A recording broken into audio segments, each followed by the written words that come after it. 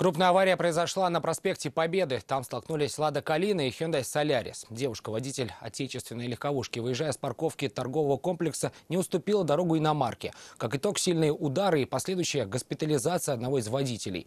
Эти и другие подробности у Ленары Гинатуллина. Помимо сотрудников ГИБДД, на место происшествия пришлось вызвать карету скорой помощи. Она понадобилась 32-летней женщине-водителю Лады Калина. Медики приняли решение о ее госпитализации. В больнице у девушки диагностировали ушиб мягких тканей затылочной области. Второй участник аварии, 24-летний молодой человек, не пострадал. Он же и рассказал о причинах происшествия. По его версии, автоледи за рулем отечественного автомобиля выехала ему на перерез с парковки торгового центра. Избежать удара он, признается, уже не смог, хотя и пытался. Но она вообще не тормозила.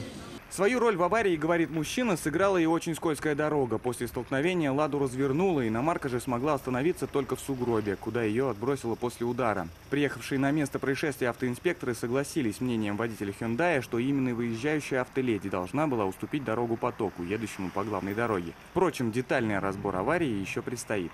Ленара Гинатуллина, Айрат Назипов, Константин Бушуев. Вызов 112.